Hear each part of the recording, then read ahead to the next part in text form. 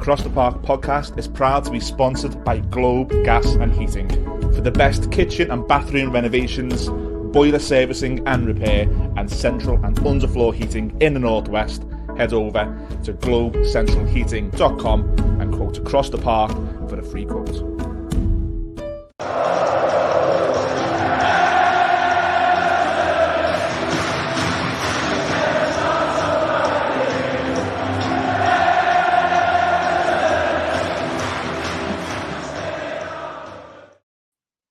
Hello everybody, welcome back to Across the Park podcast. It is the big opposition preview. Another big game comes for the Mighty Blues this Sunday. It's against Chelsea.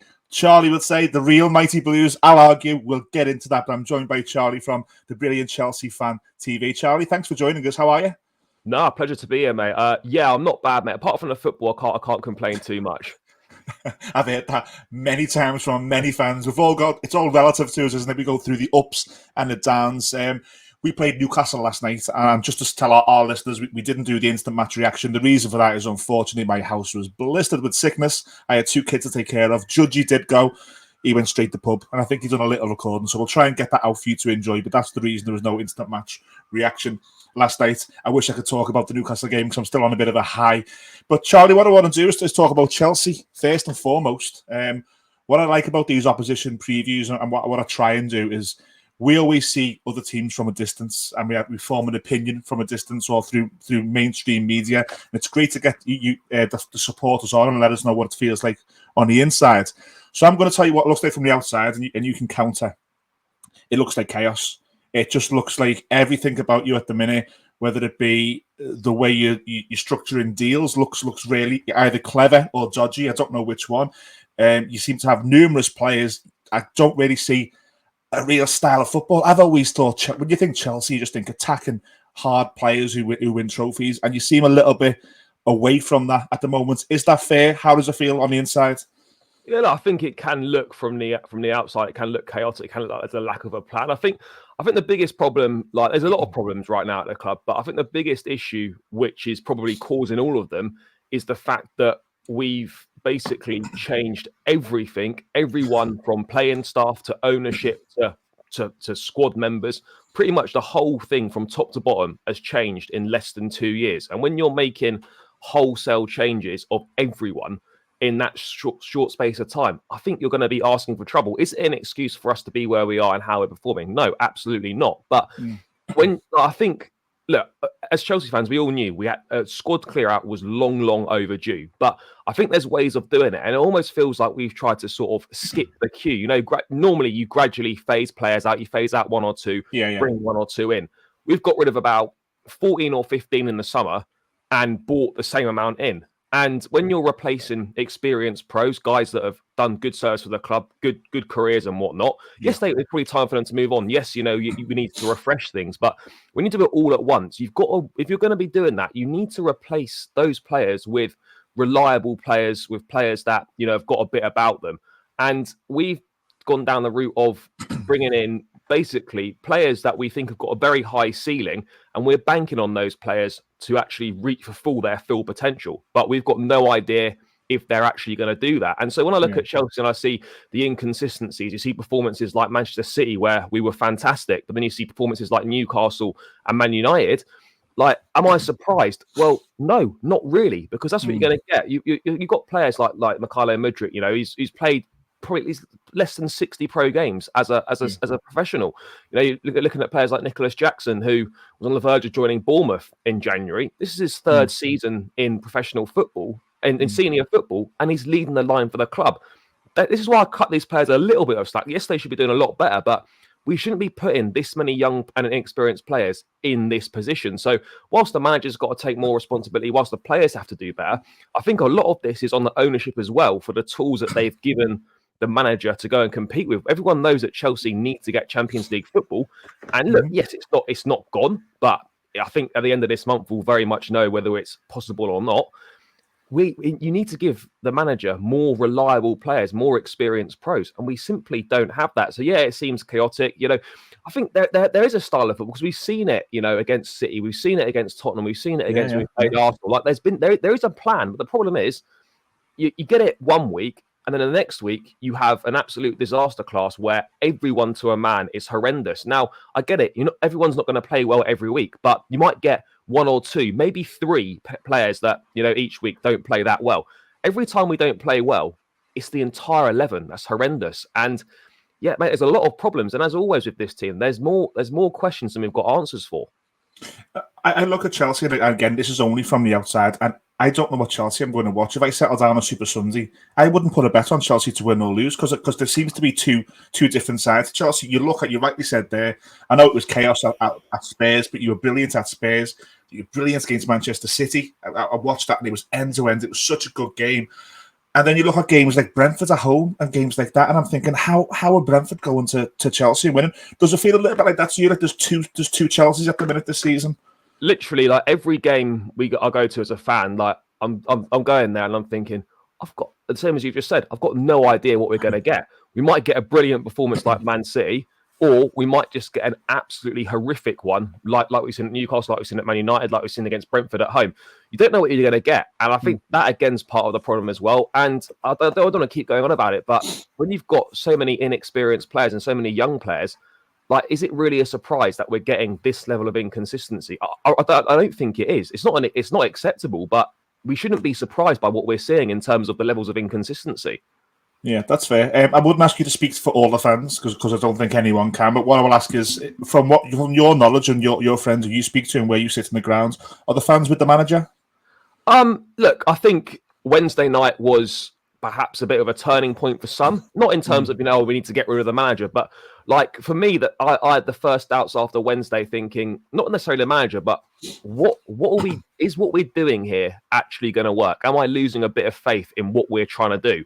And look, I still think long term, maybe over the next sort of 2 to 3 years, we could have a very good squad in our hands and a lot of very decent players. But the reality is right now, I think we've put the manager in a difficult position. We've put the playing squad in a very difficult position because a lot of those players aren't experienced. And a lot of those players right now, if I'm being brutally honest, probably aren't good enough to play for Chelsea. And that's not their fault. They've been brought in because of the potential they've got.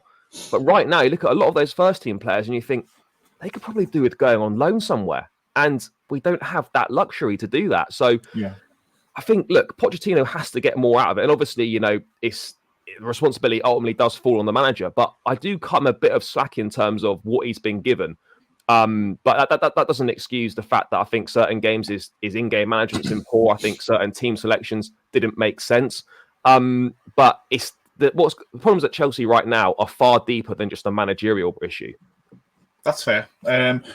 What do you make? I've got this question. I've got a follow-up question, and I bet you know what the follow-up question is going to be. What do you make of what's happening at my club at the moment with the breach of the FFP, the severity of the penalty, the noise that's surrounding it? From the outside, just as an opposition football fan, what do you make of what's happening at Everton at the moment? Look, I think personally for me, I think the amount of points deducted is quite harsh. Mm-hmm.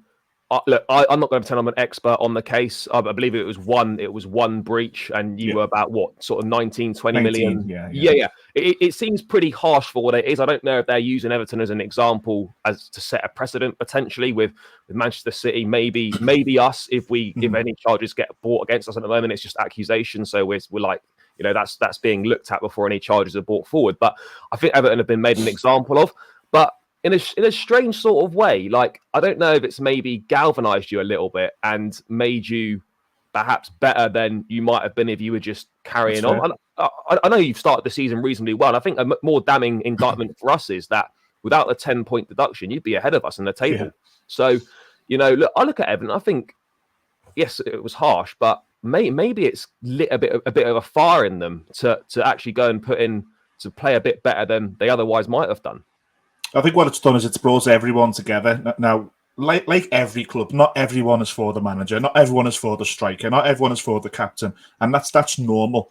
This has erased all of that. It's made the fans, the manager, and that playing staff together as one. If this group of players can take a 10-point deduction and keep Everton in the Premier League, that they'll go down as really, really important players in our history. The follow-up question that I want to ask you: you've said there that there's finger pointing There's no charges, but there's lots of finger pointing at what Chelsea do financially. Is it a little bit of a worry for you to see such a severe penalty for Everton, knowing that there's fingers being pointed at you guys? Look, potentially, but I think again our situation is different to Everton's in terms of the charges wouldn't be the same in terms of FFP breach. I think it's to do with payments being made, like sort of the kind of backhanded, as it were. So instead of money coming from the club to pay agents, it's being paid by intermediaries or whatever you want to call it. Does that surprise me? No, not really. And what I would say is that I'm not defending Chelsea per se, but let's be real. Every football club's been doing this. Let's not pretend that this is unique to Everton, it's unique to Chelsea, or it's unique to Manchester City. They're just the first ones that potentially have been found out. Everyone's been doing this, which doesn't make it right, but I think it's fair to say that all clubs have been doing this. Look, Roman was fantastic for us, but I'm not going to sit here and pretend he's a saint. I wouldn't be surprised if these things were true. And ultimately, look, we're talking about things that happened, in 2012, 2013. So we're going back over 10 years. And you can obviously open up sort of a can of worms and you'd be like, well, is it fair to punish a football club like points-wise now for something that happened 10 years ago when none of those people are even at the club anymore? A lot of things have moved forward. I don't really know how you retrospectively deal with things like that. But yeah, of course, there's always going to be a worry that something bad could potentially be coming your way. Before we get to the game, Charlie, I just want to ask about two players and one manager who sort of link us together and just get the Chelsea perspective. I know he's an absolute legend, and I understand why every Chelsea fan loves Frank Lampard. But were you surprised that Frank came back last season? What was the reaction to that amongst the fan base? I mean, the reaction was like it was great in terms of the season had been awful. We needed a bit of a pick me up. It's 10 games to go. You're not going to get any sort of, I don't want to be disrespectful to Frank, but you're not going to get any top level manager to come in with 10 games to go into the absolute mess that Chelsea is. It was kind of the only sort of person we could have really turned to. Look, the reception he got was fantastic. I was at Wolves away for his first game back. It was horrendous performance, by the way. But, it was great. It was great to see him back in the dugout. He's been fantastic for this football club. But I'll be totally honest, mate. He's a crap manager. Like, I hate to say it, but like, that's not being disrespectful to him. As a player, absolute legend, one of the best to ever do it. I'll be real. As a manager, for me, right now, look, he could turn into being a very good manager. He's linked strongly with the job out in the MLS. I think him and Dean Smith are down to one of the final two for a job over in the MLS. So maybe go away, get some experience somewhere else. But for me, as a manager, he just tactically just isn't there. But look, love him as a player, but yeah, for me, he wasn't good enough. But it was nice to see him back in the dugout again. But yeah, certainly, I don't think we can see it ever again happen. No, I was shocked to see it because the job he did at the end at Everton was really, really poor. He was found out. He was losing games that he shouldn't have been. There was a game we lost back-to-back games, Wolves and Southampton at home, and he couldn't react. But I felt really sorry for him when I watched him at the end of last season because he's such a likeable person. And for my football club, he overly reached, and you'll know yourself, Northern and Southerners are very different, and he overly reached out to connect with Evertonians when he came, and he cited that. There's a couple of players that I want to talk about who one's no longer at your football club. I'm not too sure if technically one still is. First one being Ross Barkley. Now, Ross Barkley was a player who came through our ranks and he stood out, and he went to the Euros and he went to the World Cup. And what comes with that is the bigger teams come looking, and you were the bigger team. And it didn't seem to work for Ross. What happened? I'll be honest. I'm just not sure if he was good enough. Really, yeah. I think ultimately that's the main thing. I remember when we signed him under Antonio Conte. One of the first things Conte basically said in one of the press conferences. I'm slightly paraphrasing this here, but he basically said he didn't really want him, like in sort of in those kind of words. Yeah. I looked at Barkley and I just think fantastic young player coming through at Everton. He never got any better from when he was with you boys. In my opinion, he didn't get any better. So it's someone that has a lot of ability, and you saw flashes of it. Got good goals here and there. Good play and stuff. But really, it's just someone that didn't fulfill their potential or just peaked very, very early, and that was kind of him from there. So look, I don't dislike Ross Barkley. It just didn't work out, and I think ultimately it's because he just wasn't good enough. And the last player, like I said, I'm technically not sure if he's just on loan or you did come to terms to get rid in the summer. Big Romelu Lukaku, he played for your club. He's still on loan. Yeah, we haven't got rid of it. We couldn't get rid of him Wow. permanently. Yeah. Wow. Well, we loaned him from you back in the day. So 10 years ago, we loaned him from Chelsea, and then we paid you quite a substantial bit of money for him. And he was a fantastic player. But the person, he was the kind of player who would like to score in a 2-1 defeat, opposed to being involved in a 1-0 win. He was very Romelu Lukaku. I saw shades of that at the end at Chelsea. I saw he was very, very selfish with his media, especially when he went to Belgium. He would be quite disrespectful to his parent club. What's your opinion on Romelu Lukaku? Has he got a bit of a legacy at Chelsea, or is that ruined? No, there's no real legacy, because when he was first at the club, we signed him as like a young 18-year-old from Anderlecht. He didn't really play very much, and then he went to West Brom, he went to Everton, then he went to U-Boys, he went to Man United. We know what he's done. What I would say is, like, I think he's one of those players, right, at the same time, who can be one of the most overrated players, but also one of the most underrated players as well, if you get what I'm saying. The guy's goal scoring record, forget what he's like as a person, forget how he's behaved or whatever. The guy's goal scoring record is phenomenal. He scores goals everywhere he's been. Obviously, he didn't really score goals at Chelsea second time round. He was only here for a season. It was a disaster. So in that respect, a very good player. But I do agree the way that he carries himself perhaps hasn't really worked out for him. I also feel that when we signed him, I don't really think he wanted to leave Inter in the first place, but they couldn't say no to that money. You know, Italian clubs' financial situation is never great. If he had a choice and Inter weren't in the financial mess they were in, he would have stayed. He done the interview, didn't he? But he said sorry whilst he was still at Chelsea. Yeah. Wow. I mean, look, I guess the intentions were kind of. I don't think he had bad intentions from it, but I feel that obviously it's not come across very well. Look, the interview was done.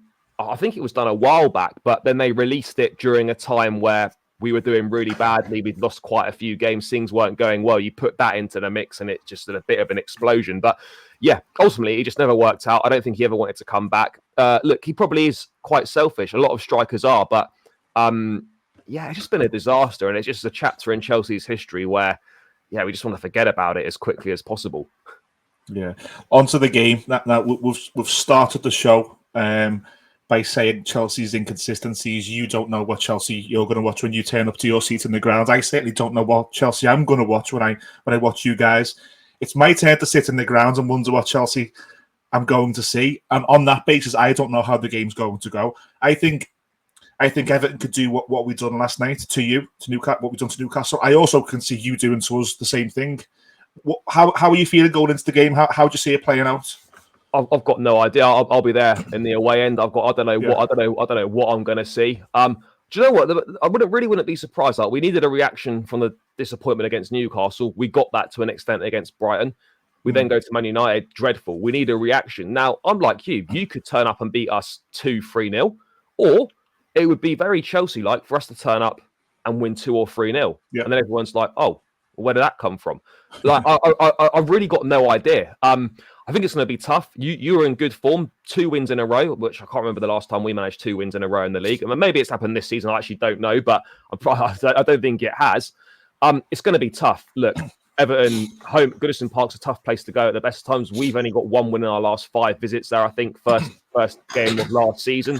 We won 1-0. Rest of the time, we've got a poor record there. There's no getting away from it. It's strange, that, isn't it? You have, even when you were like the elite, even when you had Mourinho both times and you were winning leagues, you always found Goodison difficult. Yeah, no, we really have. And I think, look, the midfield battle is going to be key. I think, look, Enzo and Caicedo were dreadful against United on Wednesday night. Gallagher's going to come back. I think, look, that will make some difference in terms of just a bit more energy, a bit more pressing in there. Quality on the ball is not great from Gallagher. It's not awful, but it's not great. But I think that might give us a bit more energy in and around there. But that's going to be really tough. You know, you've got a physical midfield, good players, Doucouré, Onana, Idrissa Gueye. You know, these are good footballers that are physical, going to get in your face, and it's going to be a tough battle in there. And I'll be brutally honest. I don't know if Enzo and Caicedo right now have got that fight in them to go toe to toe with players like I've just mentioned. I think that midfield battle is going to be really key. I think, look, defensively, we're letting in a lot of goals right now, particularly from set pieces as well, which Everton, I think, could use to their advantage. You've got a lot of big guys. You know, I think that Tarkowski, Branthwaite, these guys can cause problems from set pieces. Of course. it's going to be really, really difficult. What are you hoping for, Charlie? Because for me, the match day starts really for me. The actual match day starts when I see the team. So 1 o'clock when you see your team, what are you hoping for? Well, to be honest, with the injuries we've got right now and the personnel who are available, I don't think you're going to see an awful lot different in the side from what we saw on Wednesday night. I think Reece James will come back in and start at right back. That'll be a big plus for us. Look, Christopher Nkunku may well make the squad, but he certainly won't be starting, having been out since pre-season with injury. But that could be a boost for us. He might be on the bench. We don't know yet.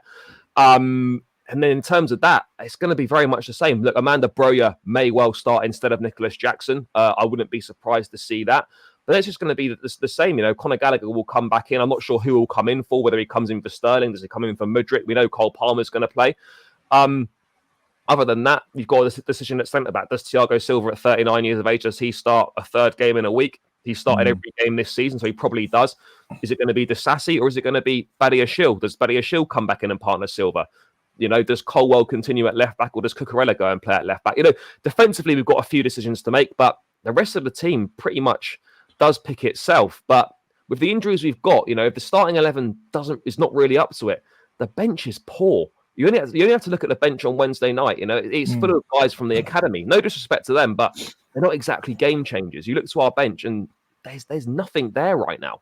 In the next 3 weeks, as we approach the new year, most teams have six games and some have 7. Does it feel this is does this feel like an important start of run for you? Does it feel like it's an important game that you not need to win, but it's going to be important that you do? I've been saying pretty much the last 3 or 4 games. I've been saying it's must win, not because it's like we're going to go down or anything like that, but because if we've got aspirations to qualify for the Champions League, which is the aim, I'm not saying they're going to do it. You have to start winning games. And every time I think, we've won a game, maybe we're going to start and go on a bit of a run here, get 2, 3, 4 wins on the bounce. We then go and lose the next game, and then you're starting again.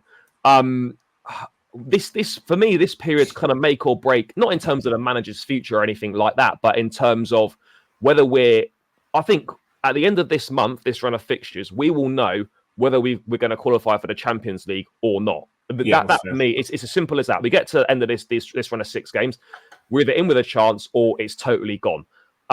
These are really important games. And look, you look at Chelsea. I know we're struggling right now, but you've got you guys away, and then we've got Sheffield United at home, Newcastle at home in the quarterfinals of the Carabao Cup, which I think you boys are still in as well. Yeah. And then we've got Crystal Palace at home. We've got Wolves away Christmas Eve, Palace at home on the 27th, and then Luton away on the 30th to round the year out. Now, normally speaking, look, there's no easy games in the Premier League, but you would expect a Chelsea side to probably be capable of winning all of those games. Agreed.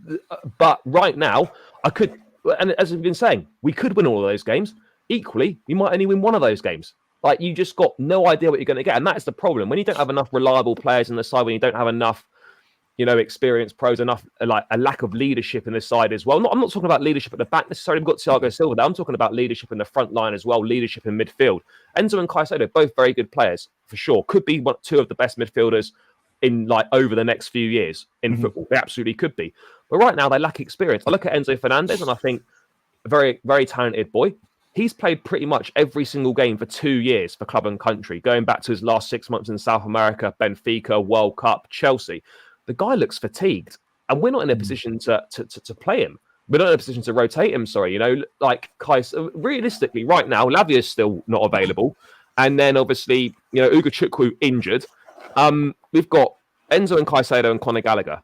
What do we do if Enzo or Caicedo gets injured or banned? There's no one to come in. I know it's thinking, hang on a second, how can he be saying that we need to go and spend more money on more players? But ultimately, it doesn't, if the players aren't fit, you have got a problem. So I think lack of leadership is a big issue, and this run is absolutely crucial. I've been saying it, for a while now. We could the pressure externally, maybe not from internally from in the club, but certainly the pressure from the fans. I'm not saying myself necessarily. It depends how it goes, but certainly from some sections of the support. It's going to ramp up big time if we have a dreadful December run.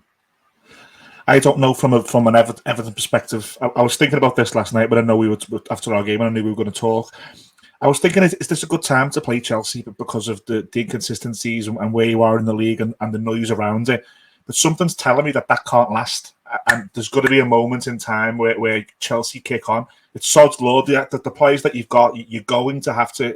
It can't stay like this. And it might be on Sunday. It might be after Sunday. Hopefully for me, I think Everton going into this, just to give you the blue perspective, I don't know which Everton we're going to get because we've got a very small squad and it's our third game in 8 days. Ashley Young, for instance, is 38. I don't think he can play a third game. Seamus Coleman came back last night. He went off injured. Dominic Calvert-Lewin has only just came back and he's done 70 minutes last night. So I don't know how we're going to set up, and it makes it difficult for me to offer a prediction. But I still will, because that's what we do. But I'm going to be gracious and ask you first if you can give me your prediction on Sunday, Charlie. It's so difficult. I'd love to sit here and I'll always want to back my team, even though I've seen poor performances in the last couple of weeks. I've really got no idea. This is impossible to call, which sounds ridiculous. I know, obviously, in all games, all 3 outcomes are possible, but this really is the case. If I'm being honest, I think it'll be a draw. I think it'll be maybe something. I'll go with a 1-1. I just don't think much can change in the space of 3 days from United to the game on Sunday. I'd love us to win, of course, but I think, if I'm being honest, I think it'll be 1-1 or something like that. Yeah, I'm thinking a draw will be a likely result. I just don't know how both teams are going to set up, and I think that will affect both teams internally on the day on how they approach the game. So I'll go 0-0.